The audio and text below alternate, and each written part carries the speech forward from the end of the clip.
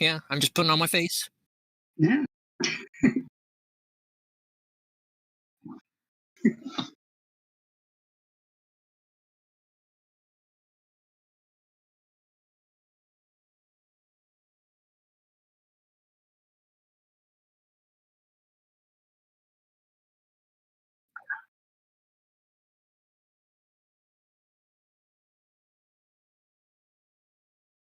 Yeah. Do it. Yeah.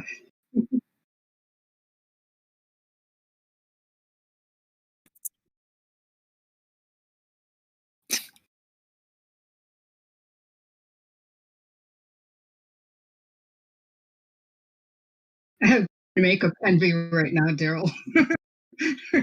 Oh. It's cheap at like Walmart, $1 a tube kind of stuff.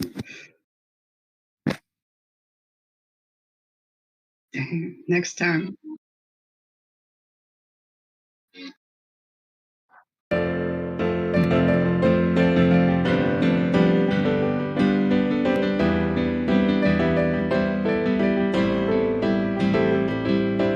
I've been spending too much time with goblins. I hear them whispering stories. But every time I try to solve the problem, it's just another goblin, alright. Just another goblin in my life.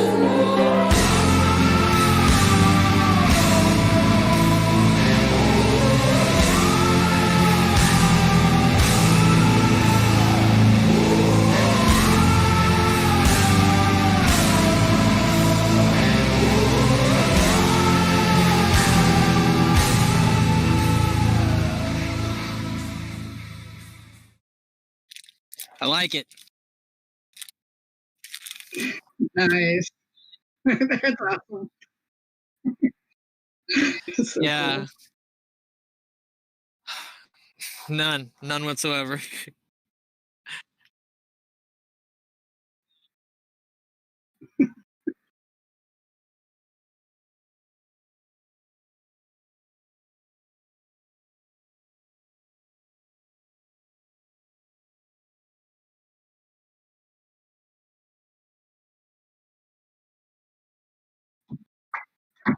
Yep.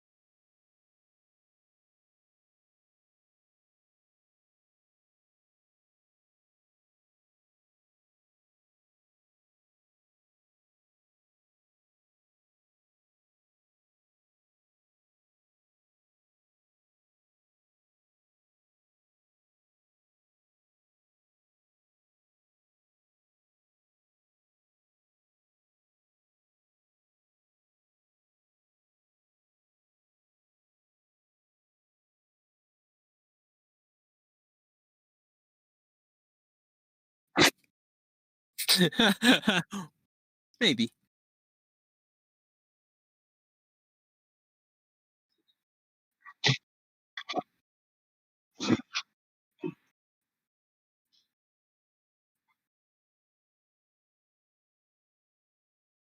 Hmm.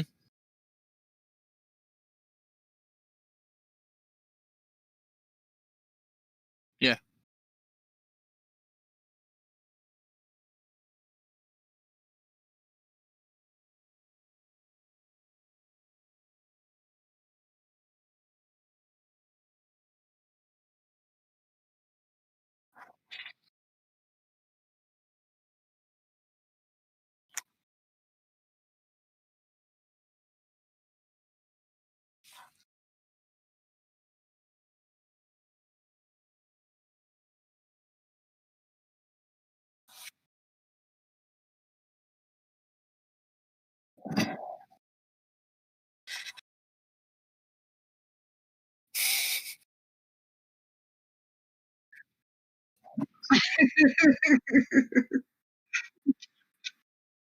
Yeah.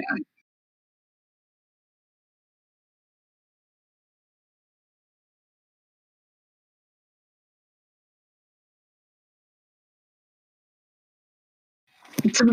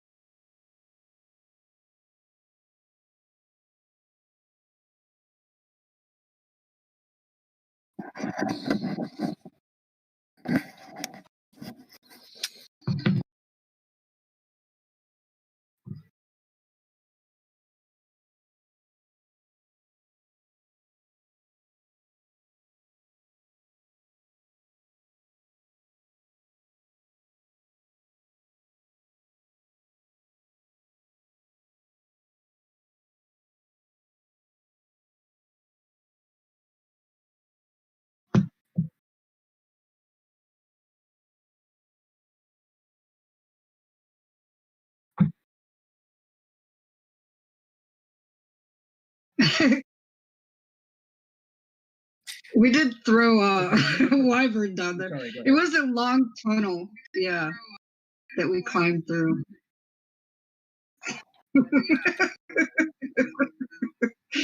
Yeah, we made him go. Made him go.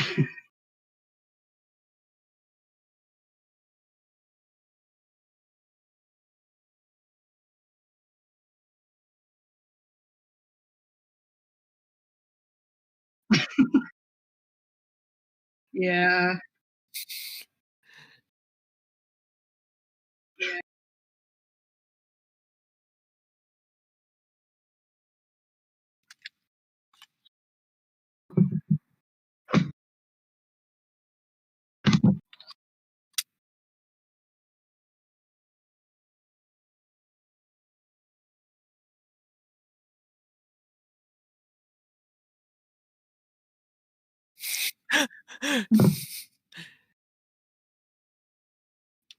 She'll probably be back in some form. Probably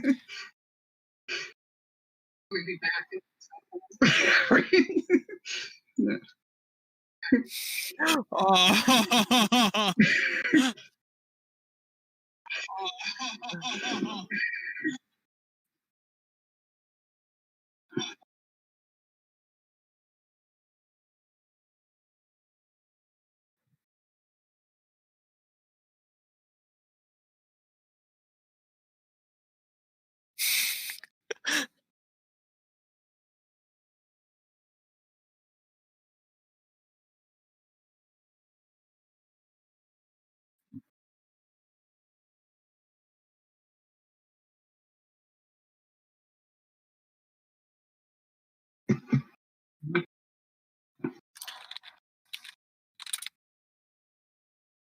Yeah, you've got above I ground. was waiting for Daryl to answer here. It seems to me to be so, but Daryl, would you say it's more of an acropolis than a cemetery? Uh, well, when I was Not first acropolis, making it, no acropolis. when I first making it, my inspiration was actually the cemeteries in New Orleans, like that style of like just crypt after crypt after crypt after crypt. Um, so I think maybe I went overboard with it. Of just like as far as the eye can see, and in that sense, it might sort of transcend the cemetery into necropolis. So, you know.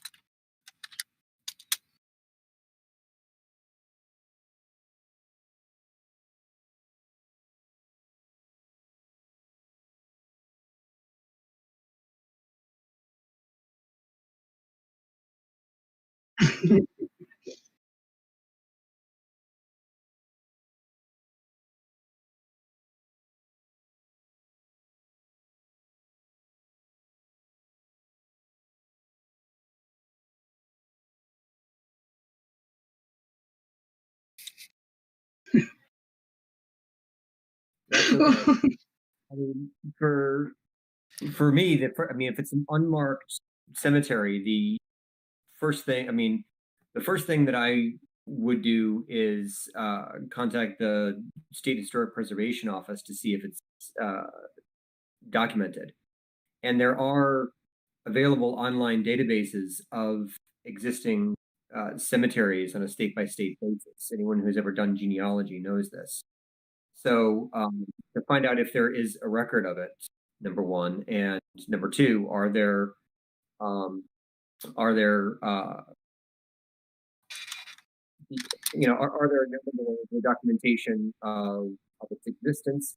And number two, how are cemeteries regulated? Because most cemeteries are normally regulated on the state level. What are the normal statutory provisions that apply to cemeteries within the state?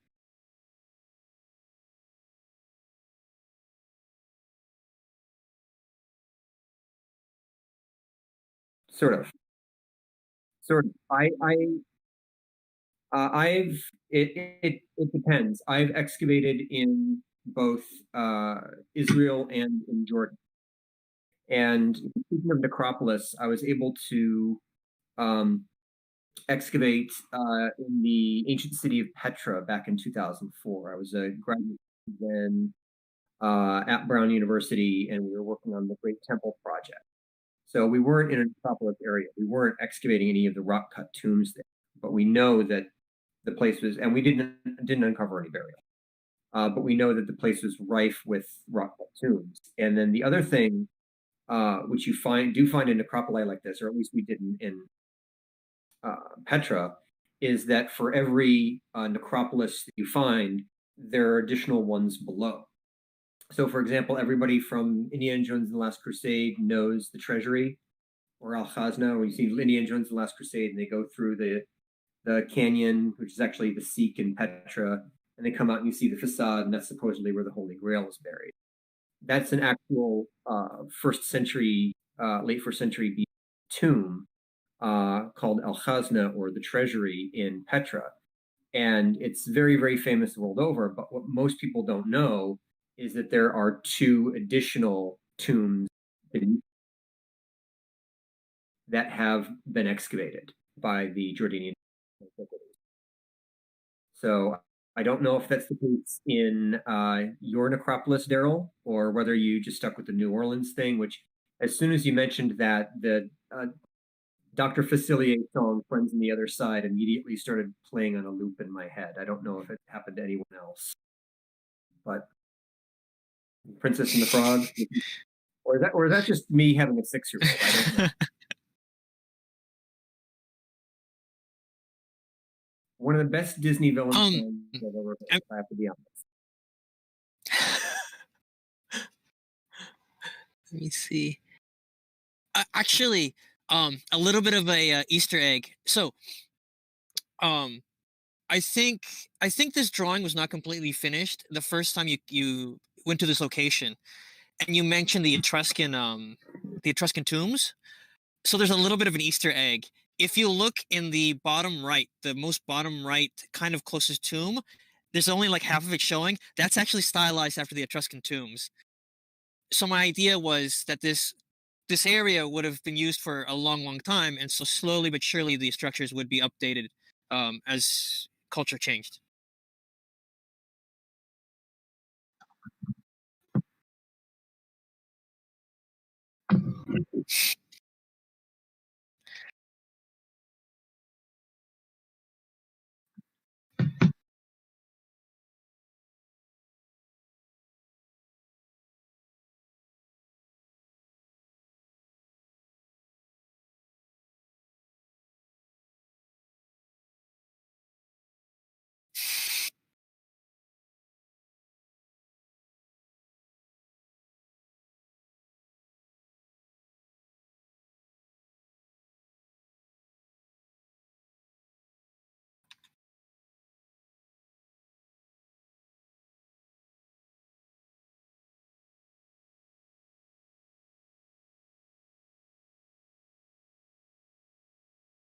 You probably got my migration, over time. So yeah, you could see evidence for migrations over time when you see different architectural styles, different house styles, different settlement patterns. So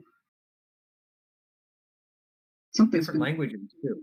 Mhm. You know, I was. It's interesting. I've been toying with the idea of because we don't have our fourth subfield in our anthropology department. I was toying with the idea of doing a first year seminar on linguistic anthropology, and it's interesting when you look at how language develops with culture, with the development of pidgin languages and Creole languages, and you find the same thing happens with architecture, for example, in places such as New Orleans being a great example there. So it makes a great deal of sense. Yeah. Sort of your inspiration for this particular area.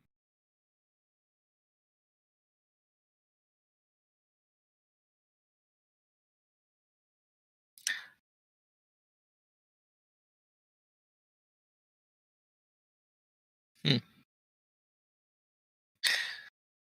My Yeah. my Trying to my think. my stream keeps freezing up. I don't know if you guys have noticed that. Hopefully it'll be fine now. Yeah.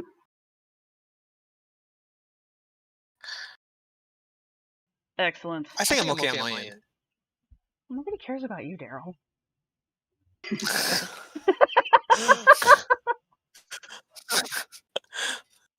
All right. We should hopefully not have whatever echo that was. Sorry, everyone. We're professionals here. So anyway,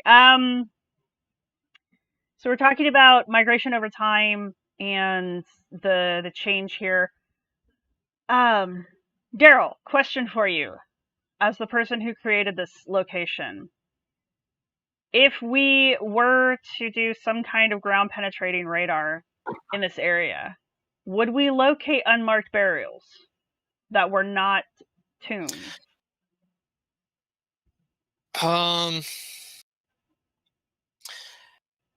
Probably not.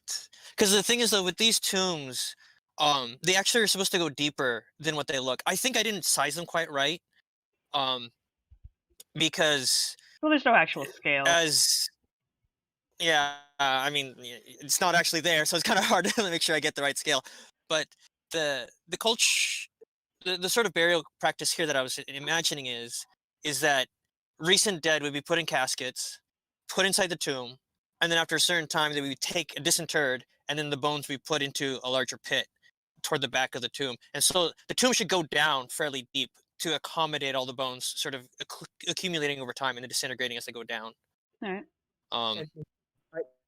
If I can interject with some archaeology here for a moment, that Please do. we actually refer to as secondary burial is actually quite common, and it's one of the things that I use to wonderfully discuss my intro to archaeology students when I introduce them to what a sarcophagus actually is, because everybody thinks that a sarcophagus is a fancy ancient Egyptian coffin. You open it up and chaos ensues a la Indiana Jones. I think Right. they actually had if you go on YouTube, they have a Wear Your Mask ad that actually shows an archaeologist about to open an ancient sarcophagus. And then the thing comes on, it's a bad idea. And then someone else decides, oh, I don't need a mask, I'm just going to the store. Bad idea. So I don't know if any of you have seen that. I haven't, but I appreciate it. I appreciate the effort. Yes, but that's what most people think a sarcophagus is. But the word sarcophagus is actually, it was co-opted by later archaeologists from the Greek. And a sarcophagus, literally, sarkophagos. Sarkos is flesh, phagos means rotter. So a sarcophagus is a flesh rotter. They would actually create these boxes with drainage holes in the bottom.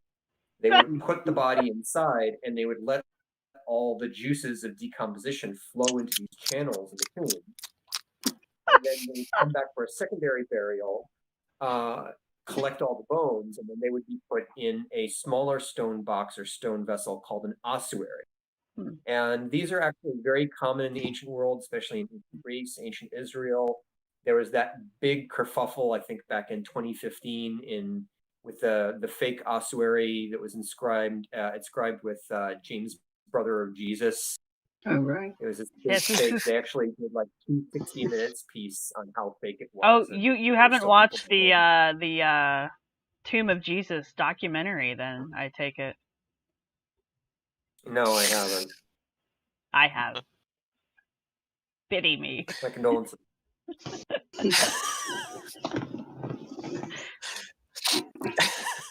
No, it's real. It's based around the ossuary that you were talking about, the fake ossuary. It's the whole like they go into the family crypt there and try to like assemble some kind of storyline that all of these people are somehow related to Jesus, and then this proves historical Jesus and blah blah blah. But yeah, it's all secondary burial is what they're dealing with. There is the different ossuaries that are. I think at that point they didn't even have bone in them anymore, honestly, because it's not like they're airtight. But the pit idea is kind of interesting. Do we have any examples of that in history of displaying the dead for a certain period of time and then hoisting them off? Oh, I pee.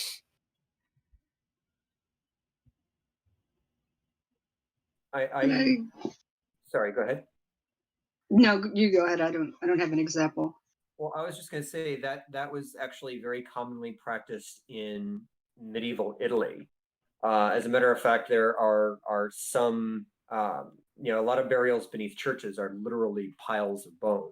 That's great. And as a matter of fact, there's a famous place. I mean, Paris in the catacombs, it should be mostly. Yes, there's Paris in the catacombs. There's the famous, there's the Capuchin crypt, which is under the Piazza Barberini in Rome, Italy, which has about, like 3,700 skeletal remains that have all been of Capuchin friars that have all been reconstructed essentially into art pieces made out of human bone. It's very macabre, very macabre. But it's really pretty too. Like, it was well done. Taking notes. Yeah. Yeah, the only thing I can think of, it's not for display purposes so much, but in the Andes, where you have mummified burials that are offered as sacrifices on mountaintops, and they're not buried, they're just left up there in a very ceremonial fashion. Do we know that's do we know that's sacrificial and not just like air burial, exposure burial? They're very ceremonially wrapped up, and there's some ethnohistoric documents referring to it. I'm not an expert on that, but yeah, I'm pretty sure it's pretty well documented as intentional. I always have to question the whole concept of human sacrifice because it's used so horribly. We should have a whole episode. Yeah. So another thing that, another reburial thing that we see sometimes is the whole concept of creating relics and reliquaries, or the decorating of the skull. This was a thing in Europe for a while. Mike got me thinking about it. The whole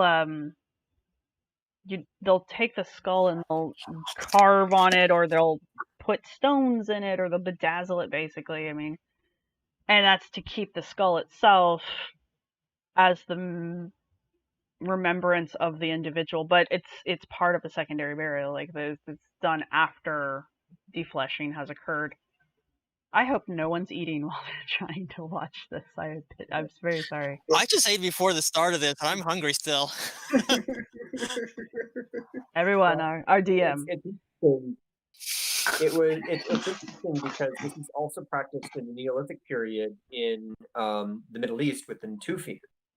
The Natufians, as a form of ancestor worship, at least it's believed it was ancestor worship, would have these clay model skulls with cowrie shells in the eyes. And the Yatmul people of Papua New Guinea would also have a similar practice as well. So we see a lot of interesting reburial techniques going on, and I think it's interesting that Daryl decided to go that direction with these tombs that honestly we didn't explore too much in the game. Like we kind of like came down here, saw it, went, oh my god. I think you guys broke into one, but it was plot driven. Two. Two. Two. Still plot driven. Still plot driven. But I do believe people were like jumping around on the roofs and chasing things and throwing rocks and being very good conservationists. There's a word. We I didn't will pull a defend my breakout. players, okay? We did not. That was a rescue mission, okay? Human life Yeah. is important.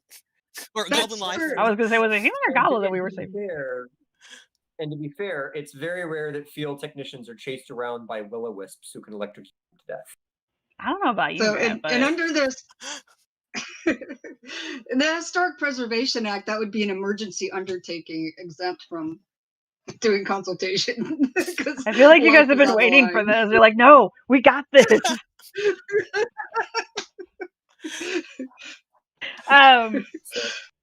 If we were going to preserve this, since the historical preservation has come up, we go in here, we find this, we see that it's in bad condition. We know that this is not attached to the culture group who's dominant in the area right now. It's not registered because that group, I don't remember if they were aware of it or not, but we're going to go with them not being aware of it. What do? We've got this, damn it, we lost Mike. We got this brand new, be back, kind of. There you are. I'm here booted back up and my phone's nearly dead, so I figured if I'm going to stick around, I better. Appreciate. So So we come across this basically newly discovered old cemetery, predates the culture group in the area, isn't on a registry, clearly is not being preserved. What do? We have a new site. we would document it, record it, start recording it on whatever that local site record form is that the state. But you'd start with making a map. You'd start mapping the boundaries, mapping each structure, photographing each one. If you had unlimited budget and time, I'd want a 3D scan, laser scan each structure. I would too. So you could come back and do like a virtual recreation, or if these eventually, fall apart, you now have a record of it. Mm-hmm. But So that's if you had like the CSI budget, right there on the spot, and had every lab technique available. I wish. I know. now, if we're addressing specifically cemeteries, this is actually what you just mentioned summarized beautifully, Sarah, is an issue that happens in the United States a lot in terms of undiscovered cemeteries, particularly African American cemeteries and pre-slave cemeteries, because of the issue of burial segregation, which very famous example of that is the African burial ground in New York City that was discovered back in the early 2000s when they were going to build a government services administration building in Manhattan, and is currently actually it's important piece of legislation. Is an issue that's actually before Congress with the African American Burial Grounds Study Act, which unanimously passed the Senate in December, but now we're waiting for the new Congress to act on it. Yay. I have hope. And that's our moment of politics. Okay, so Mike brings up some really good ideas, some really good things, actually. I don't know if Daryl thought about these things, but we're going to quiz him anyway. It's not uncommon to have a forgotten cemetery in an area that was previously inhabited by a marginalized people. So, especially when that area is then taken over by like a dominant ethnicity group, like, I don't know, settlers. So, but it also creates a disconnect between the feelings of camaraderie, ownership of the area, and the group that's in charge. So sometimes it's difficult to impress upon the group that's in, the ethnic group that's in the area, why it's important to preserve the site. And the reason I keep saying ethnic group is because we're literally talking about goblins and a group of a fantasy group that inhabited the area before the goblins got there. So, which is also interesting because in this fantasy world, the goblins are themselves a marginalized group. So we have a new marginalized group moving into an area that was originally occupied by a forgotten group. Goblins are oppressed by the. My camera froze up.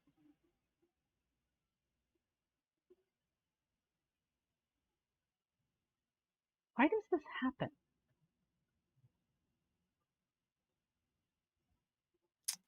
I'm back. Okay, good. Otherwise, I'll try to wing it without you, and I'm like, wait, where's she going with this? Where's she going with this?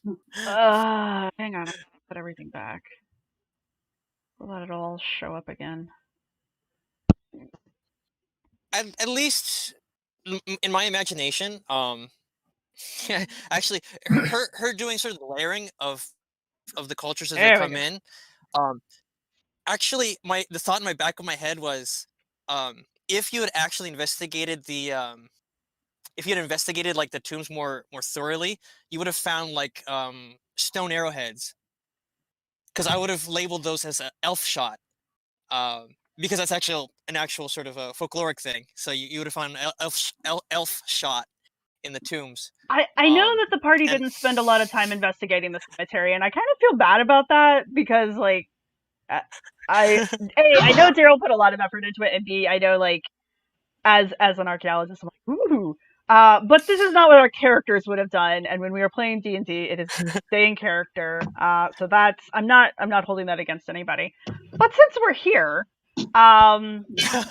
we can imagine that we are investigating these tombs, and we do find these stone tools, the PPKs that you're mentioning. I need to sound like I'm educated and that I have nearly 8 years of college by using my big words. So what are these? Can we link these stone points to a culture group if we were to study them? Because a lot of times, yes, you can classify it a PPK, but it doesn't mean that it is necessarily indicative of a group being in the area. Because trade.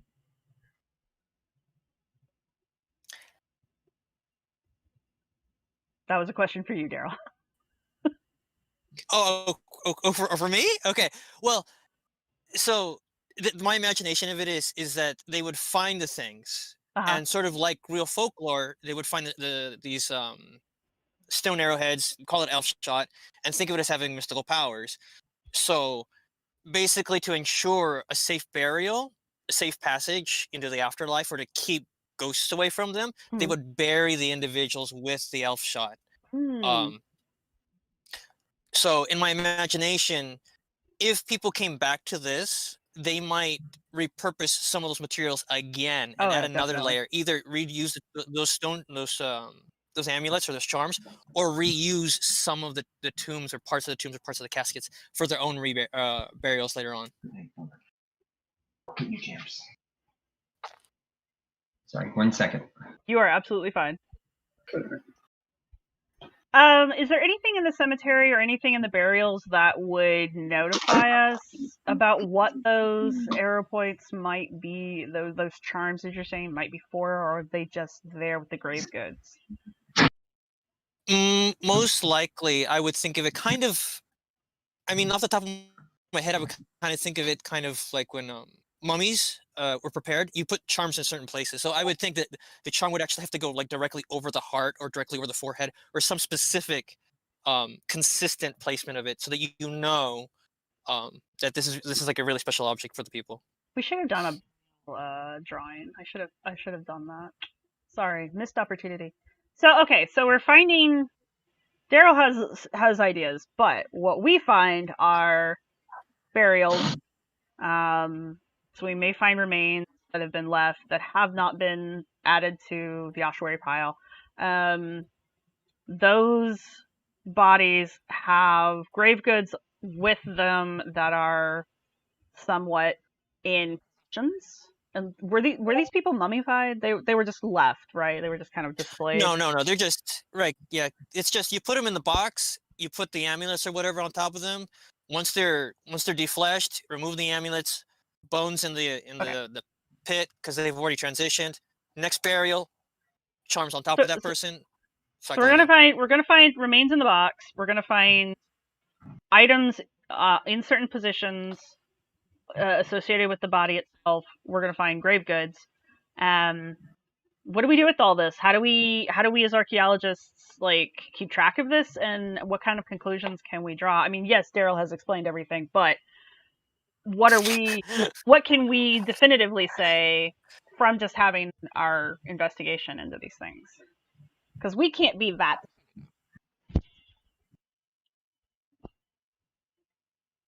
I will call names. Sorry, I think I lost sound on there again. Oh no! But Oh yeah, Well, Sarah. what I do don't we- know if it's. I think the way you're positioned, because you're mirror image. I think when you point, you don't point at me. You point like away from me. Pointing at That's you. not toward me, at least on my screen. Oh, that's funny because it is on my screen. But anyway, go ahead. so like how to document the remains and the objects? Yeah, and then like after we've documented it, Yeah. tell us how we're going to document it first, and then we'll go into analysis after that. Yeah, so first we get into that whole ethical issue. Do we have permission to remove these remains, take them to a lab to excavate I mean, are we gonna do it right there? Leave everything in situ? I mean, That's a conversation to have, though.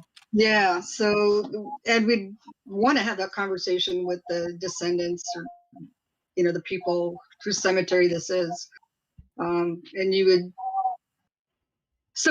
But if we, have all that permission and, the people are with us, watching this, assisting, yeah, you'd want a bioarchaeologist who understands, Anatomy. human remains.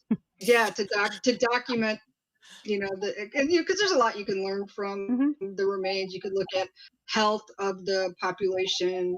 You can get an idea of the demographics, age, and longevity. You can do, detailed analysis of the bones to figure out what diet, predominant diet people were eating. I mean, there's all kinds of things you can learn from the bones themselves. And then the objects you'd want to, document each object. Why is it important? Made of.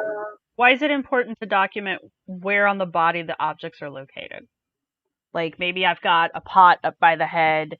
I've got an arrow point on the forehead that isn't embedded. It's clearly well, maybe not clearly, but there's no bone modification to say that they were shot, so there's no trauma there.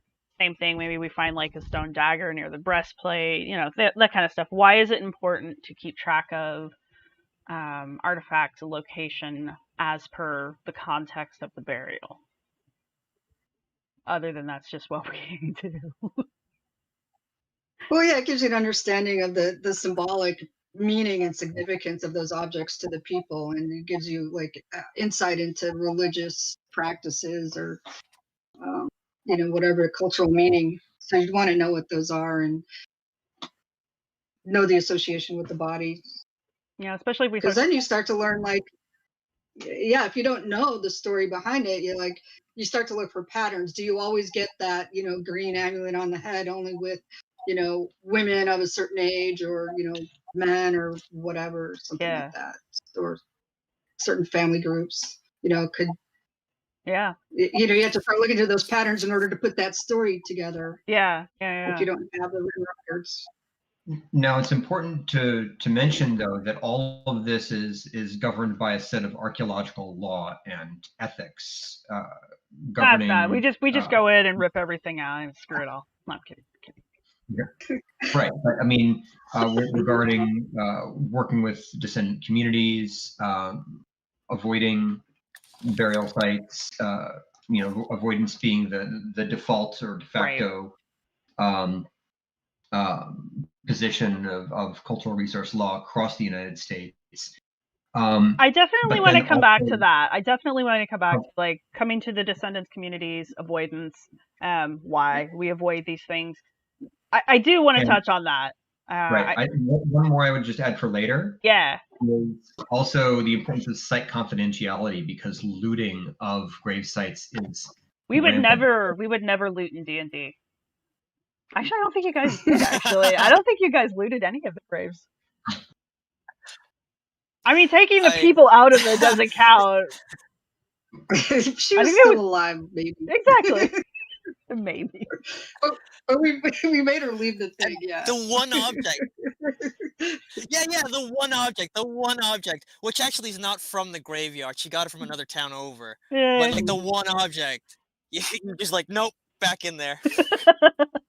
Look, there's Cursed. there's certain things that are ingrained that you just can't beat out of it.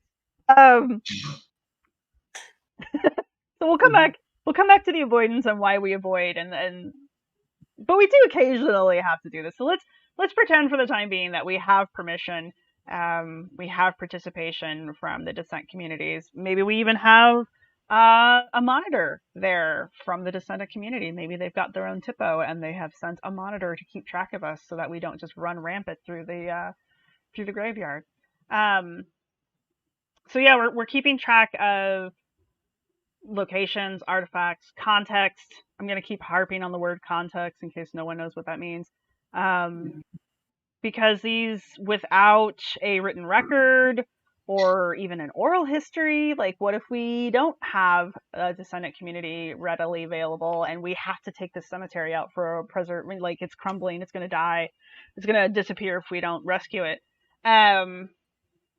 We have to put these things back together ourselves, and sometimes we do get lucky and we do get a descendant community who can give us some information about the burial practices. Like we were talking about the amulets being placed in certain locations on the body.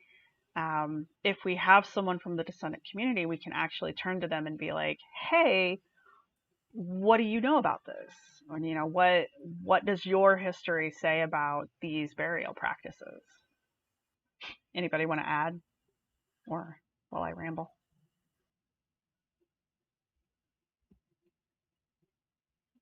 So that's a no then. Okay.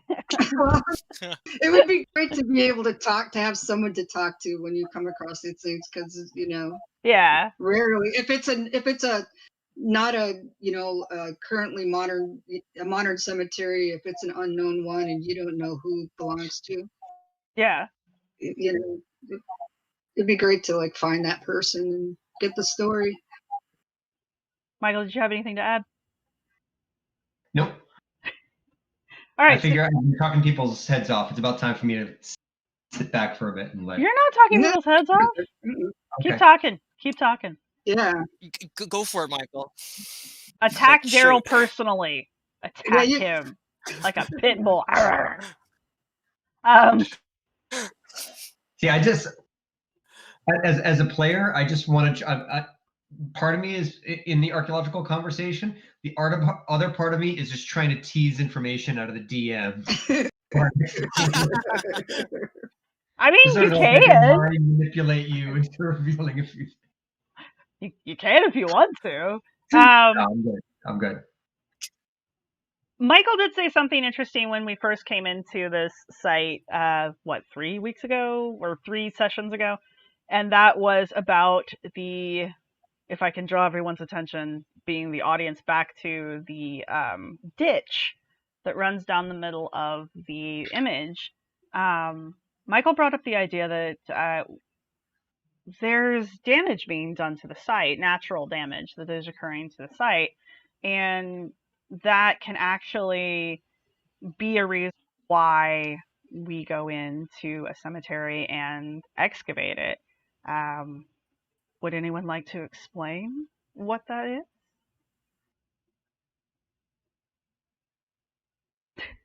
Talking about if there's an adverse effect that's going to happen, and you're going to do it like a salvage. But again, you'd want to talk with the descendants, and I mean, in this case, there's actual structures, but right, there are, some. A lot of times, Native Americans or indigenous groups just want nature to let nature take its course. They don't necessarily, we might say, let's go in and rescue that coming out of a riverbed or something, but you've got to still talk to the local tribes because they may not want us coming in and rescuing it.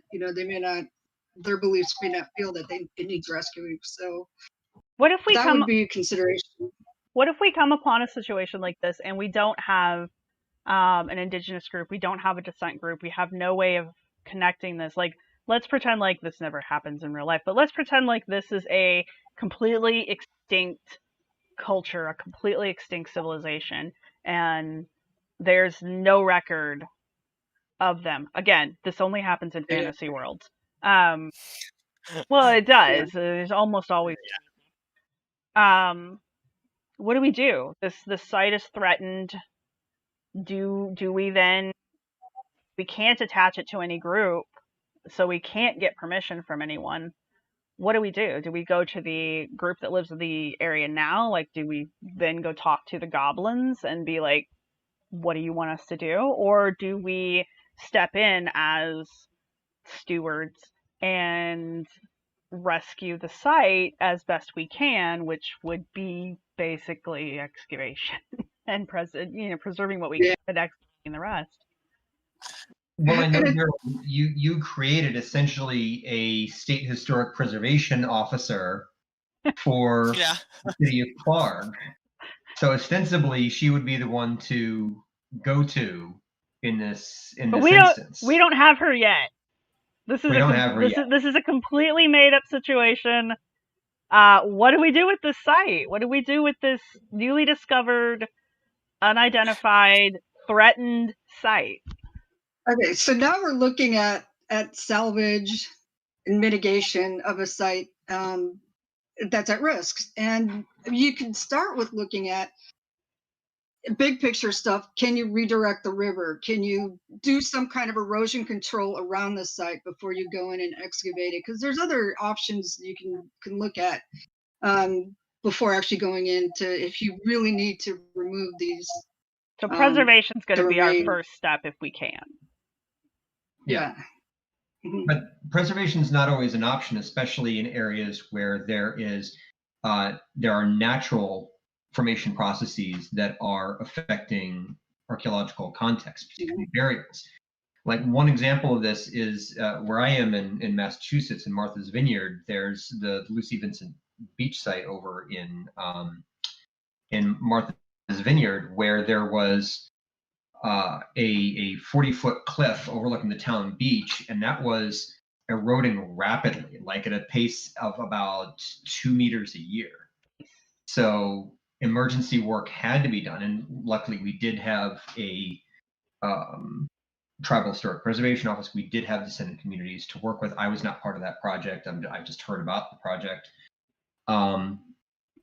But that was an issue of salvage archaeology, of there really is no other choice unless the descendant communities are okay with the bodies being washed out to sea or collected by beachcombers, which is what was happening. Yeah.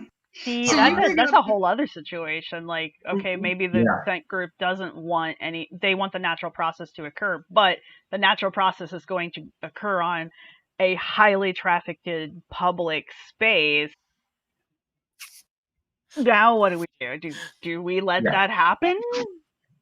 And looting is an issue. I encourage everybody, if you don't, to follow on Twitter, to follow Damien Huffer, who is an individual who tracks the illicit trafficking of human remains, of which there is a lot, especially online. Yeah.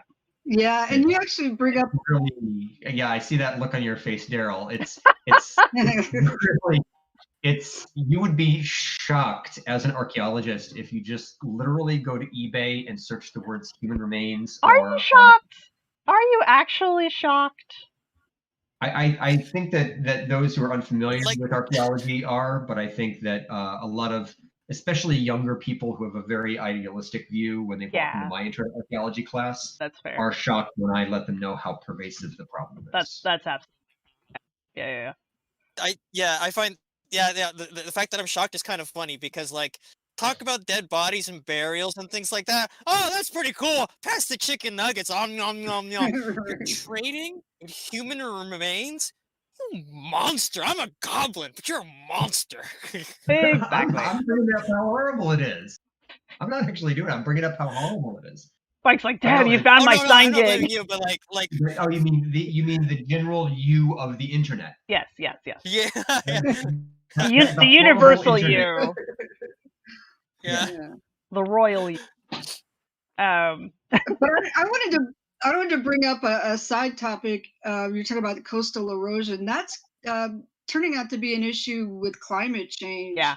That is really starting to impact archaeological sites, especially coastal sites with rising sea levels, which is definitely something that you're going to see a lot more of these salvage rescues. I just saw a thing on an island off of Kent, the UK, that is experiencing exactly that, burials washing out.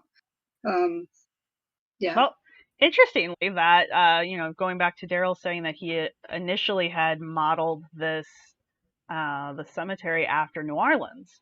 The reason the New Orleans cemeteries are, especially the historical ones, are built the way they were is because when it would rain, it would wash the bodies out. It would erode the bodies away. And so the only way to keep people in the ground was to basically build a house for them to be in. I don't know if that's still an issue. Yeah. I feel like maybe it's not. You know what?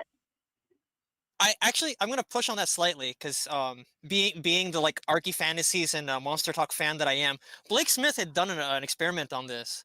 That like if you put enough dirt on it, as long as it's buried deep enough, you're not gonna get the weird floaty effect or whatever it is. Like So you have to really flood the whole area to move that was dirt. part of the other problem is they weren't burying them deep enough. Like that was also part of the issue. They were shallow graves. I think because the bedrock is very, or the water table is really high. And there was a reason for it other than just laziness. They just It's a wetland, right? they just couldn't get 6 feet into the ground. Well, and then there was like the whole vampire thing. So, but Well, yeah. The cultural thing though, because I think tombs and mausoleums in Spain are very similar, and so some of that also sort of carried over. So it was a nice thing to like easy transfer. Yeah. Now, one thing that we do find in terms of burials up here in New England is a lot of, especially the pre-contact burials, are in real danger from coastal erosion because the sandy soils in coastal areas are really the only places where it's viable to bury your body because everywhere else is so rocky. Mm-hmm. It's so incredibly rocky that it's near impossible to bury a body in places that are not these coastal sandy areas. I don't think burial. This is a personal opinion, just FYI to everyone listening. I think the act of burying people probably wasn't the most common form of burial because there's so many places where it's just not feasible because the ground's not going to work with you, the water's too high. So I think that having other forms of burial, that's a terrible word because it means one thing, but other ways of body disposal, basically. A lot of the bog bodies that they're finding now, they're really revamping their ideas about them as not being bog sacrifices, but just being burials. Like, they're going to flood anyway, just chuck them in there. I mean, obviously there's more ceremony there, but I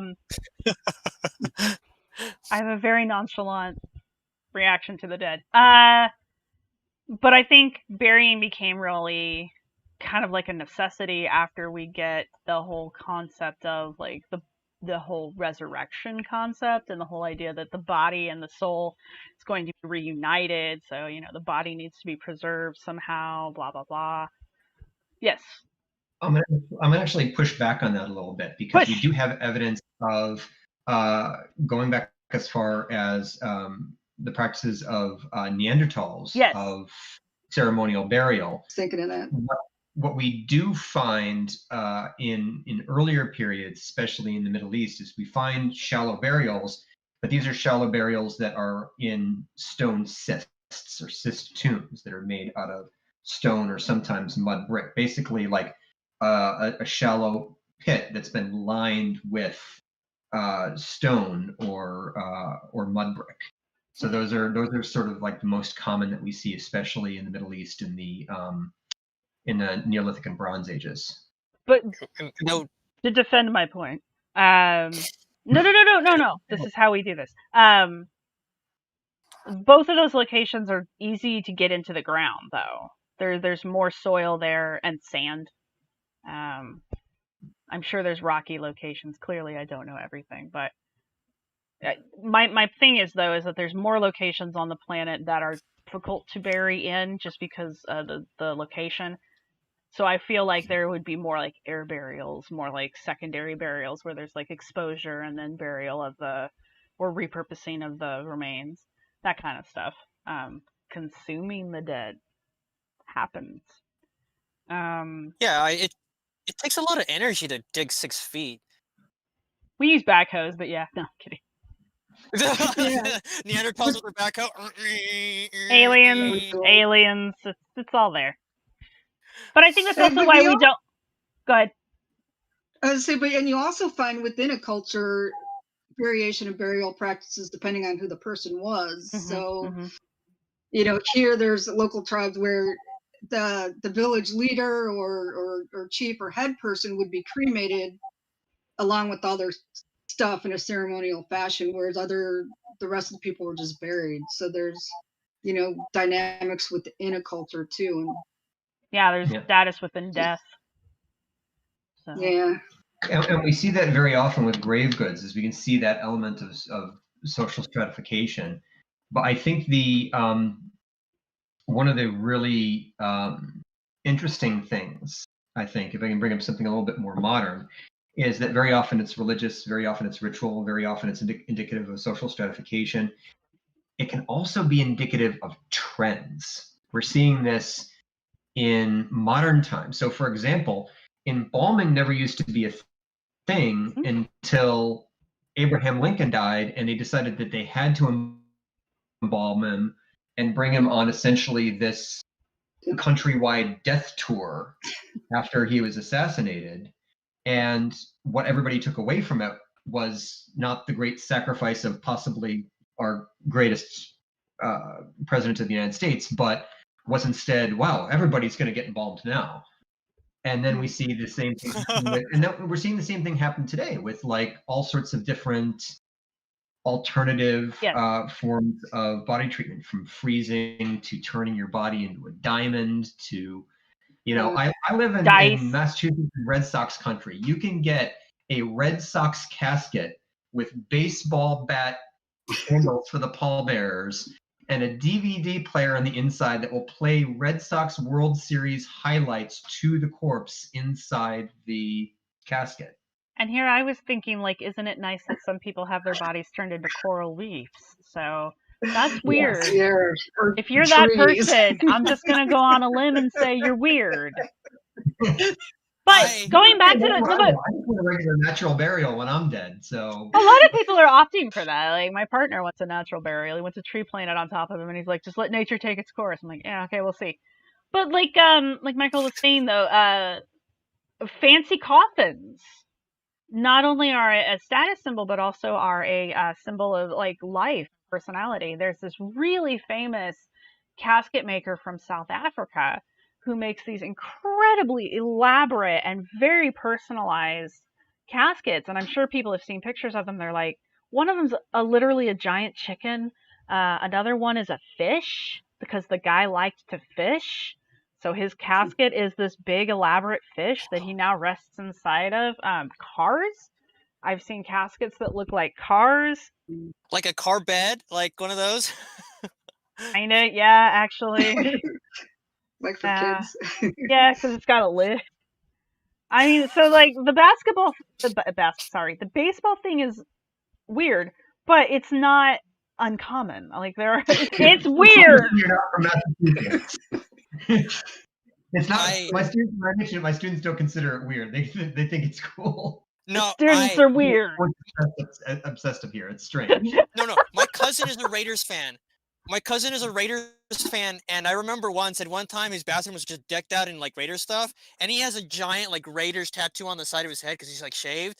So now that you mentioned that, when we bury him, I'll make sure that he has a Raiders casket. I will start saving right Start now for saving that. now. It's going to be really helpful in the future for future archaeologists when they dig that person up because we're like, oh, he's a Raiders fan. All right. Right. We don't need anything else. We know he's a Raiders fan. It's fine. It's cool. But no, I mean, like, but even going back to what Michael was saying, like different, or Liz, I think, was saying, like different practices within a group. The traditional Jewish burial, even today, requires not being embalmed. And this is things that I'm remembering from like the class I took forever ago. The grave vault, which is actually not optional. If you get buried in a traditional graveyard, you have to have a vault because it keeps your grave from collapsing. So it's a structural thing. But so with the Jewish graves, since they have to be in contact with the earth, their caskets are made a certain way, their bodies are not embalmed, and the grave vault doesn't have a floor so that the casket can sit on soil. And then I guess I would assume it takes longer to break down than it would if you just put a casket in the ground. But that's the whole point. Like, they want to return back to the earth. That's like their thing. Whereas with Catholic burials, you know, they want the preservation and they want that watertight vault and they want the airtight seal on the casket and that kind of stuff because they believe that their body's going to literally rise from the grave during the rapture. So, I mean, it's religious practice. And then you have people like us who are like, turn me into a diamond. It'll be funny. It's a great story to tell your kids. Now, this might be an interesting time because, Daryl, I know that you were also researching this, and that is the funerary practices of the Tanah Toraja of South Sulawesi, Indonesia. And you had looked into this briefly. Go so on. I didn't know if you wanted to. Yeah, Daryl. Yeah. Tell us what you learned. Oh, okay. So I believe like Toraja, right? Toraja people of Indonesia. Yeah. So speaking of formaldehyde or the embalming fluid, right? Because I think actually for Jewish people, the tradition, you're supposed to get them buried like within a day, so there's no time for embalming anyway. Fair. But for the Toraja people, they like hold on to the body as long as they can. At least in the articles I was reading, that they would that the final burial is very, very, very important, and it's a really it's very important that it be done correctly and then sort of lavishly, and because it's like the final goodbye when they finally pass on. But in the meantime, between their physical death and their sort of more ritual spiritual death, it could take months or like weeks or months or whatever. So they embalm them or do whatever. I mean, in modern practice, they embalm them, but otherwise they would do their best to sort of preserve the body, and they would also dress the body. They would basically treat it as just a still living member with them, you know, combing their hair, doing their makeup, whatever, and then, you know, visiting them and again or you know, whatever, take pictures with them, you know. And that was a bit of my inspiration for the goblins, that they would try to, the really rich one, the goblins would preserve the body as best as they could, and then like keep it there, like in the family house. Yeah, tell us about, because we've recently had the Goblin Bonfire Festival. Well, not recently, but we did have it, and it was a death celebration, and you had a very specific setup for the goblins, something to do with dolls and hiding the bodies so that like spirits couldn't find it. But that's all I remember. So tell us about all of that again, since we're talking about burial practices. Okay. So one of the points that I've been making about my creation of this world is that I'm taking a lot of the things from D&D and sort of like tweaking them, because the general weakness of D&D is that it takes an idea and makes it very monolithic and sort of like culturally monotone, and there's like no weird variation in it. Um, and at least, so what I took the original idea of Maglubiet, which is, and in the belief that they describe in the D&D books, is that when a goblin dies, they are immediately conscripted into Maglubiet's army and are sort of forced to march across the spirit realms in this never-ending battle, never-ending war. Okay. And so for the goblins in Goblin Town to sort of separate for themselves from that, what they do is they do their best to, when the goblin dies, to somehow hide the death, which is comes into preserving of the body, right? If the body still looks fresh, think, oh, he's not dead yet. Or barring that, you make some sort of dummy version to sort of trick Malglubia into thinking that it's still there. Kind of like Kevin in Home Alone with all the shadows in the window. So they have like, straw dummies or portraits or whatever. And then the actual burial, disposal of the body itself then has to be done sort of secretly. No, I think So- that's interesting. I think that's interesting. It's an interesting way to look at what happens after the fact and how this particular culture group is trying to, give their deceased the best chance. So apparently the goblins in Goblin Town never die.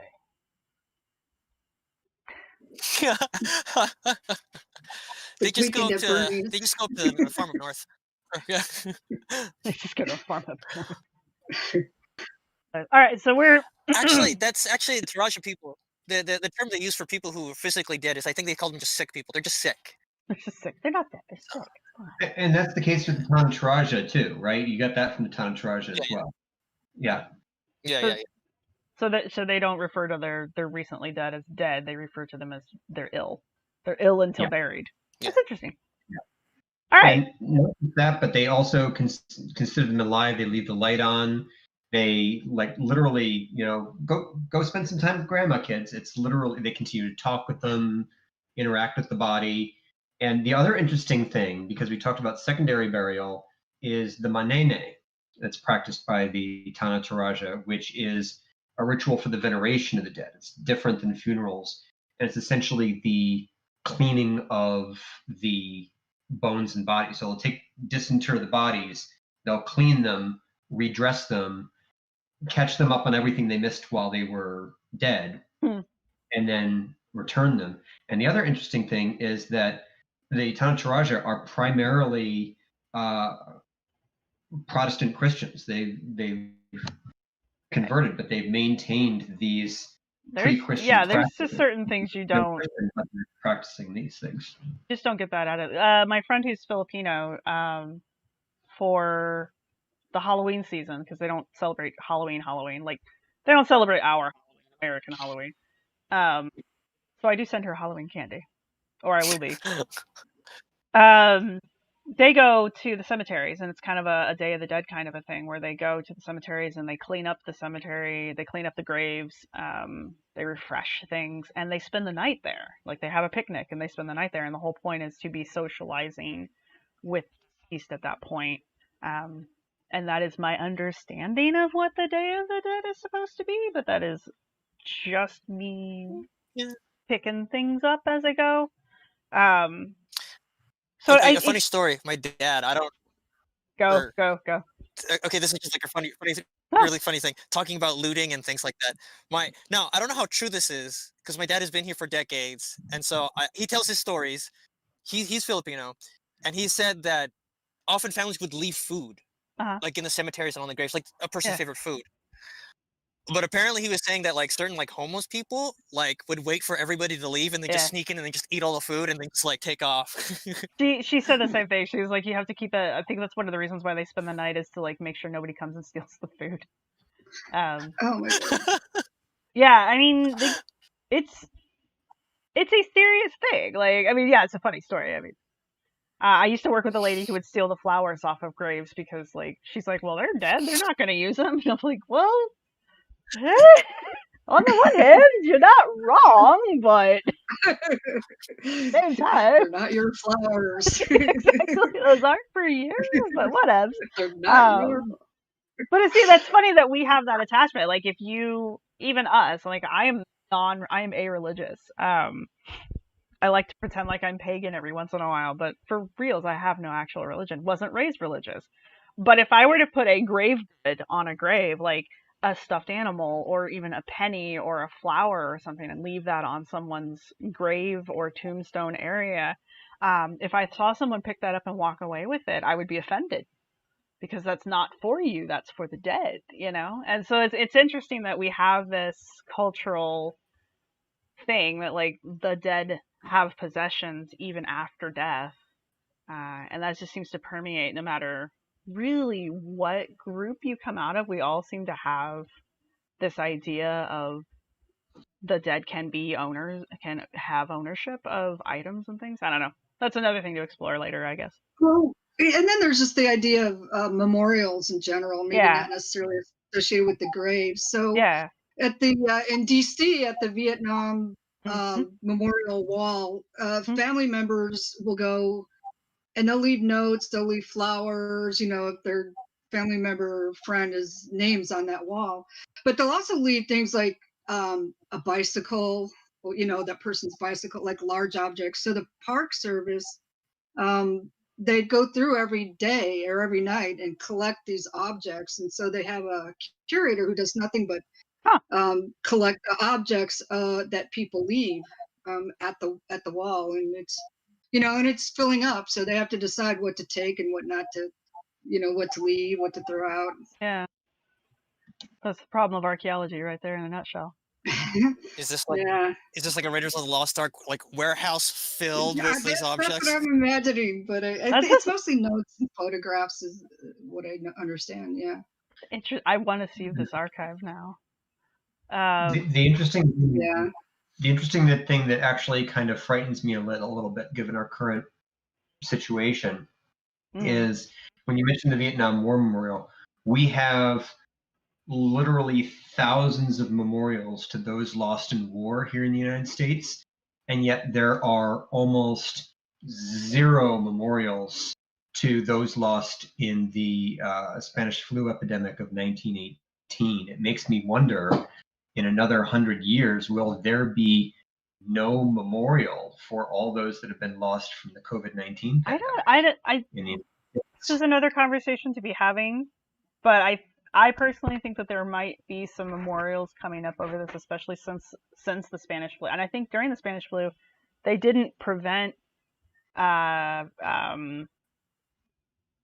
what's that thing that you do when you bury somebody? Funerals.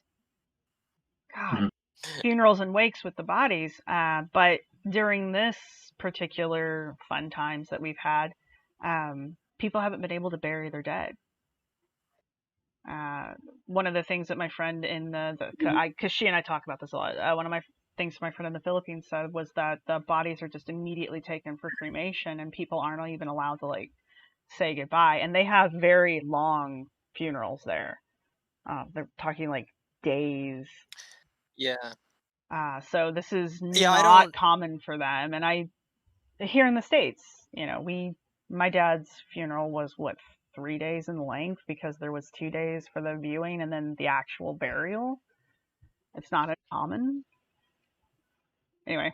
Yeah, I haven't really experienced like that kind of. I mean, I'm pretty Americanized, but I've heard stories of things like that, like of I think like a really rich Filipino who got like a coffin with a glass case and it was refrigerated so that people could see his body for like days and days or something like that. Wow. Yeah, it can be like a really like a drawn out process. Yeah. So I think we might see some memorials just because of people's inability to mourn properly at this time, but so that'll be interesting. But let us segue from talking about our Goblin cemetery and the plague. And I did say I wanted to talk about why archaeologists don't dig cemeteries. Michael tried to bring this up earlier. I stopped him. But that's because this is a larger conversation. And a lot of people have the stereotype of the archaeologist who just kind of goes in and, starts tearing through everything and digs things up. I mean, one of the names that I've been called as a CRM archaeologist is just straight up grave robber. So that was fun. But I have never dug, okay, no, that's not true. I have dug two cemeteries, but that was because they needed to be relocated. I have never found rando grave and just laid into it with a shovel. Why don't we do that? Michael. Well, for a lot of reasons. What are those reasons? But the main one being the issue of descendant communities. We have people when we say descendant communities, just for a minute, let's pretend like everyone watching this is not an archaeologist. What do we mean when we say descendant communities? What are we talking about there? We're essentially, sorry, developed a little bit of a wheeze. I believe we're essentially talking about those individuals and stakeholders who share familial and or cultural ties to the individuals interred. Mm-hmm. So again, the example I brought up before was the African burial ground in New York City. The federal government was going to build a giant General Services Administration building in southern Manhattan. They had brought a CRM firm in, and they'd said, yes, there's evidence of a burial ground here, but there's been a lot of development, so it's all been wiped out. It's okay, you can build the building. What they didn't take into account was land use history. Yeah, and exactly. What had happened is there was actually a giant hill. Like Manhattan wasn't flat back in the day. There was actually a giant hill, and for the construction that was put in Lower Manhattan, they basically leveled out the ground by leveling out this hill and covered all of the burials in the African burial ground with this thick layer of soil, and then all the development was on top of that. But the General Services Administration, being very, very big with multiple sub-basements, they discovered hundreds and hundreds of bodies. And when they did, the government basically didn't follow the proper protocols or law. They covered up the number of burials that were found, and they did not deal with descendant communities until eventually they brought in, oh God, I think his name is Michael Blakely. That sounds familiar. I want to say from Howard University. Yeah. To work with descendant communities, and it got so bad, and there was such a kerfuffle over it that there were congressional hearings. Mm-hmm. So, that's just one notable example, and of course there are multiple examples of the looting and mistreatment of graves as well. One thing I do want to mention, and then I'm just going to yield the floor because I know that our other archaeologists also have a lot to say about this, is where the stereotype comes from. You mentioned that you've been called the grave robber, even though it's not really what archaeologists do. Archaeologists are about conservation, preservation. I was called a grave robber by an academic, so. Yeah. And I think a lot of that comes from the first of all, the Indiana Jones syndrome, people who think that that's what archaeologists do, when we're not misconstrued as people who dig up dinosaurs. True. And it also fails to realize that while this is the case when you're digging in your own country, for a lot of archaeologists who work in the old world, this is essentially what a lot of archaeologists from the old world were for a long period of time, even into the present day. I was at a excavation in Israel. I'm not going to say where, and I'm not going to say with what other university, but there was a local Israeli university there, and we were excavating. It was a Bronze Age site, and there were 19th century Bedouin burials there, and everyone who is not involved in the dig, who is not part of my team, my university, was incredibly disrespectful, to the point at which there were two students at the field school who were playing catch with the skulls. Yeah, like very morbid, very disrespectful. So I think when you mentioned stereotype, that's what instantly came into my mind. Is that in a lot of parts of the world, that's not a stereotype. Ugh. Oh, and also, we do have a history with museums and universities early on of excavating burials and collecting objects. So, I mean, it's fair enough. It's what it used to be. I mean, the number, which is why NAGPRA was passed, because the amount of human remains and collections in the possession of museums and universities was staggering.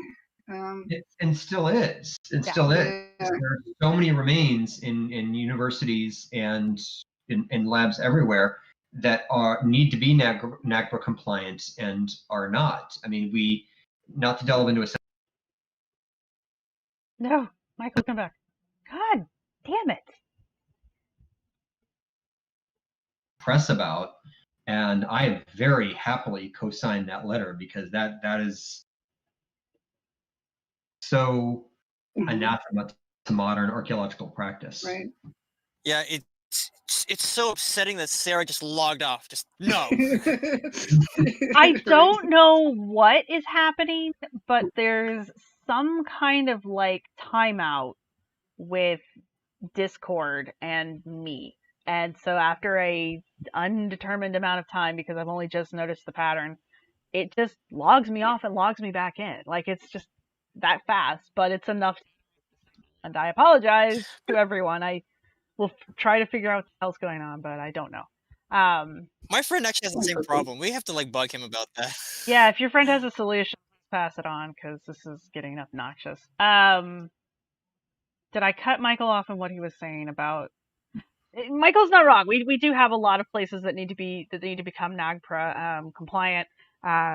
One of the other Archeo Gaming people is Christiana Krupa, who is working to do just that. She participated in 2 of the discussions we had in November on the NAGPRA law, which turned 30 last year. So, mazel tov. It's now an adult.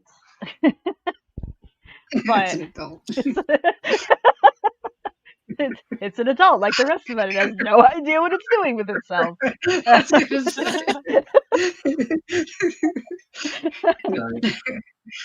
Sorry, Tick, I just wanted to remind me I wanted to DM Christiana about something, so I just make. Oh, good. Yeah, go for it. So if our viewers want to go watch the conversations that we had with Christiana and others about NAGPRA, I thought they were really good conversations. It really kind of gets people up to date as to what NAGPRA is and where we are with the law and how we'd like to see it improve.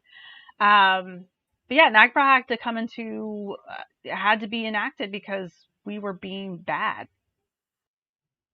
We were being bad. But like you were saying, the field was founded on this. This is how archaeology was founded. It's not a pretty story. It's a colonial discipline. It's a settler colonialist discipline. It is. And It is. Not just archaeology, but all of anthropology. Which I still say came out of archaeology, not the other way around. I will die on that hill. Oh, that reminds me. Remember that this is D&D, and this is a fantasy world. Dinosaurs are not extinct. Oh no, he's right. He's right. Technically, you can dig up dinosaurs as an archaeologist. A zoo archaeologist can dig up dinosaurs in this world. But see, that doesn't make it prehistorical, though, or like it doesn't make it like we do prehistory. Archaeological. Yeah, Well, it's still archaeological. archaeology. Yeah, it's not paleo. But It's not paleontology. Unless it's an artifact in an archaeological site that was used by humans or goblins, then it's. I mean, if it's a Well, creature no, that's I'm gonna still put, like, alive Flintstones. today, I'm gonna put Flintstone people in here. just zoo archaeology. All right. So when just to kind of like try to bring us back around. So when we do come across in the real world, if we were to come across a graveyard like this, like the one we've supposed to be talking about all episode, what do we really do? Like, we don't really just start frolicking through it. We really honestly don't even start mapping it. Like, that's not even the first step when we come across a cemetery. What do we do when we find an unmarked cemetery? I know we've kind of touched on it a little bit earlier, but what's the actual process? Like, where does the paperwork start? Because that's pretty much what it is. Well, I mean, you're recording it, recording the existence of the cemetery. Yeah. And contacting the state and getting records and then submitting that to the state. But Does you it- know, even before, yeah, and then you've got to do the research. So to start figuring out who the descendants are. How do we do that if we don't have any marker? Like, how do we do that? How do we find the descendants? Michael mentioned land use, but Well, one of the things that, I mean, I don't know, in general, it's governed by state law, but it also determines whether you're referring to burial or cemetery. Like, for example, in Massachusetts, the first thing that we have to do when a burial is encountered, no matter what, is contact the Office of the Medical Examiner. that's true. Yes. So, And we have to contact the police because it could be a recent burial. You know, fairly recent, even if there's only bones, there could be a fairly recent burial. It usually. If the medical examiner then determines that it is an archaeological burial, and you know, determinations are made by the medical examiner as to the origins of the burial, then it can be extrapolated which descendant communities to deal with. By default, in Massachusetts law, if once the medical examiner has determined that it's an archaeological burial, by default, it automatically goes to the commission, the Massachusetts Commission on Indian Affairs. That's nice, actually. Well, that seems nice. My state didn't do that. Not Pennsylvania, but Indiana didn't do that. But yeah, so our process is, you know, location, identification, and then we just leave it alone as much as humanly possible. Like if the site's not threatened, and it could be threatened by anything. It could be threatened by natural processes, or it could be threatened by an interstate. But if the site itself isn't threatened by anything, then we just leave it alone. And it goes with any of the burials too. Usually, if you find a burial, you leave it alone. You don't have to box up everything that you come across in the world. No digging. Yeah, basically. No, but it would have to be, but the extent of it would have to be determined, and it would have to be marked and its location noted for future planning decisions. But we have ways of doing that without disturbing the ground, or we have ways of estimating that at least without disturbing the ground. And it's always better to overestimate than underestimate. Because fun fact, for those of you who live near cemeteries, the gate that's around the cemetery is not the extent of the burials within the cemetery. Because some people weren't allowed to be buried inside the gate, or the fence. So there's almost always people buried around a cemetery area, even modern ones. Yeah. So don't dig near cemeteries. That's basically what I'm trying to explain to people. Also, it's against the law, so don't do that. Literally against the law. Michael, yes. I have a quick question, just in a quick tangent. Do you have a question or a tangent? I have a question. And this is going to sound unusual, but I swear I'm going somewhere with this. Have any of you spent a lot of time in cemeteries? Yes. Just And for an why? occasional funeral or like visit. I've spent more time than all of you, probably, with maybe the exception of Michael. I ghost hunt. I'm sorry, it happened. Well, for me, it's genealogy. Mm-hmm. That was basically my midlife crisis. When I hit 40, I was like, I'm gonna get an ancestry membership. What, you're like 30 though. How did you hit 40 already? I'm 43. Oh, please. I'm 43. I'm the same age as Tom Brady. Nice. That's his marker. I'm not gonna win the Super Bowl like he is, but I'm 43. Me and Tom Brady, man. Right. I'm sorry, go on. No, Genie, Killing it. Genie. I may be a fan of football, but I don't know him personally. But It's fine. It's fine. I'm just kidding. but anyway, but no, I started doing got an ancestry membership, and I started doing all of this genealogical research, a lot of which proves useful also for archaeologists. Whether Mhm. it's going through the registry of deeds, going through spending time at the state archives. These are all things that are very valuable tools for archaeologists as well. And some of the fascinating stories, I would say, I couldn't recommend it higher in terms of a fascinating hobby to have. So some of the stories, like I found out that my great grandfather was murdered in a bar that he owned in New York City. That's right. And it was apparently this huge newspaper scandal. And as a matter of fact, his story is still part of the ghost tour that they do at the South Street Seaport every year on Oh, Halloween that's fun. in I Manhattan. mean, I'm sorry about your grandfather, You but have that's to show up. Well, the thing is, they gotten in. There was a great article actually. Seaport Magazine put out a great article in 2007 about it. And he owned a bar. He got in an argument with a customer over a bottle of gin. always those And damn bottles of gin. and was trying to kick the guy out of his bar and was beating him over the head with the umbrella. So the other guy took out a pistol and shot him. Oh, So- good golly. That's not fair. It was Yeah. only an And- umbrella. He said, alcohol, the cause of and solution to all of life's problems.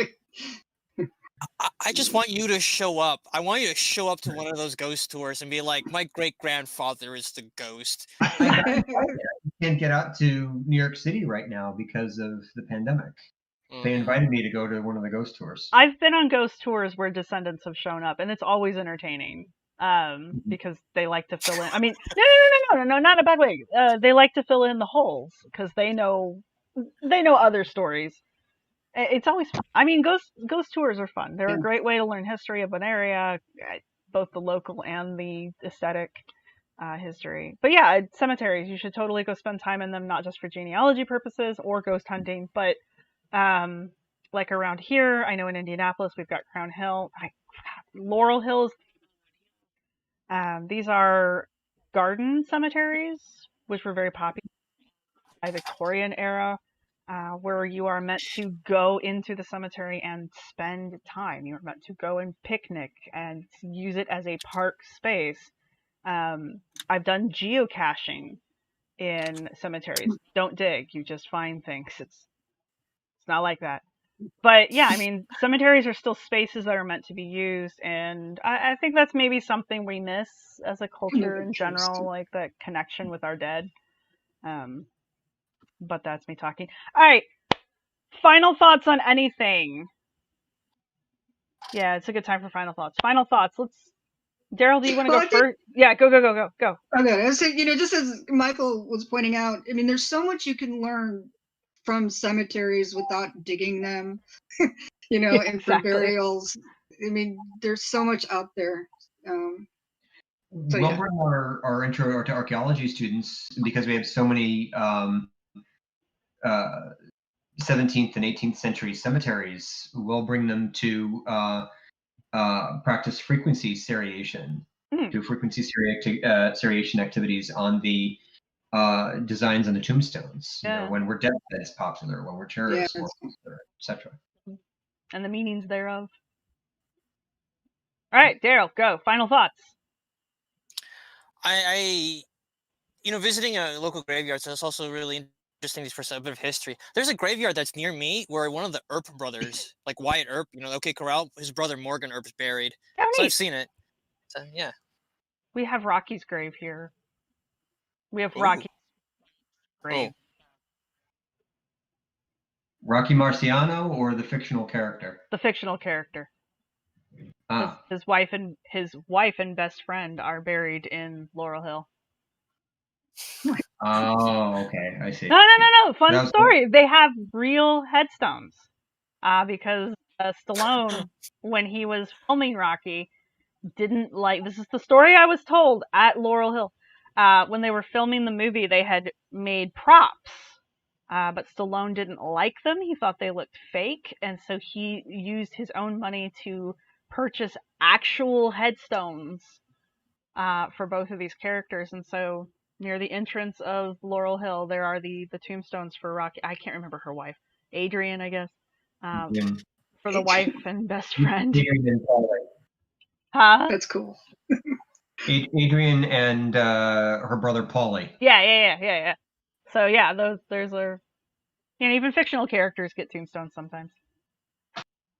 There's nobody there. They bought a plot, they put up the tombstone.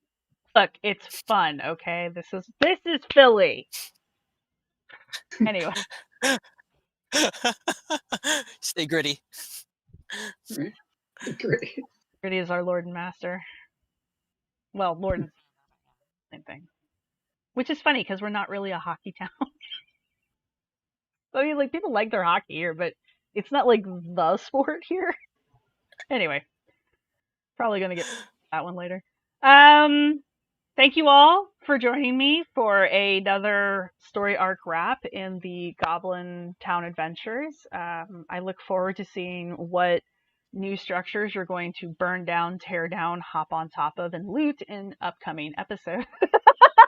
Actually, that I think we were discussing this on the Discord server to see what the next arc would be, and I think people are leaning toward the looters. And if you go that direction, Becoming I the have looters? a wonderful. Well, so there's a Bring the there's a looters very back. wonderful surprise waiting for all of you, and I'm sure Sarah's gonna be chomping at the bit to do one of these after that arc. Is So. it under my, do I get a car? Is that what I'm getting? No, I'm looking forward to it. I did see the suggestions that popped up in the Discord. They all look wonderful. I cannot wait to see the party have to deal with the Office of Preservation and Antiquities for the goblins. I can't wait to see how you guys are going to handle looters. That's going to be fun. So yeah, if you're not watching, please do. We go live every other Saturday, and we will be going live on the 30th. And everything is saved to the YouTube channel, so if you can't watch live, you can always watch a rerun. And anybody have a last minute goodbye or pitch they want to make? All right, we are out. Bye, everybody. Bye, everyone.